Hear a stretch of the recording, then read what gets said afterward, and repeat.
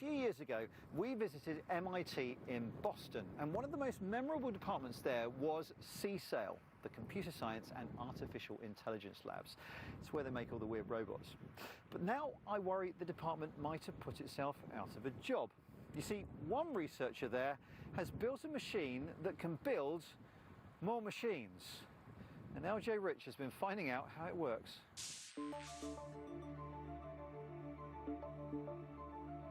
You're witnessing the miracle of birth. A fully assembled drone, freshly printed by machine.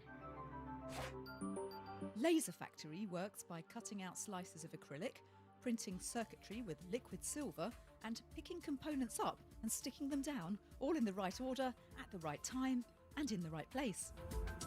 What it essentially is a unified design and fabrication pipeline for creating functional devices and robots. So you can actually fly something off of the production line. Exactly. So that was one of the main goals going into this project, that we wanted to be able to fabricate something that required no human intervention to actually get it off the ground. It's amazing. And this is the device.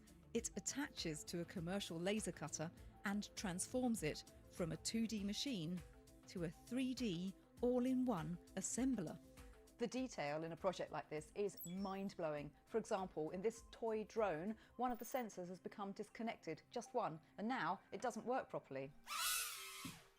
It just bumps into a wall. I'm going to try and fix it. There are so many steps involved in building electronics. So how do you program a machine to do everything? One thing we had to solve was to get this pick and place assembly to work. We had to build these path planning algorithms to make sure that the objects you're picking up and depositing don't collide with each other. And so there's just a lot of moving parts that you have to combine in order to get it off the ground and working. The inspiration for this, like so many devices, comes from science fiction. In this case, it's the Replicators from Star Trek, which can make everything from tea, Earl Grey, hot, to more complex engineering components.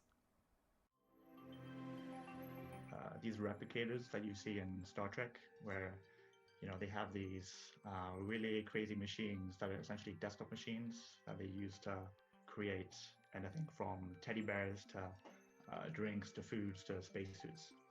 So this idea of having like a single compact desktop machine that can print anything you like, I think that's a very powerful idea. Well, it's time for the moment of truth. Oh, it sort of works. It was back to the soldering iron for me. And it's back to the MIT lab for Martin.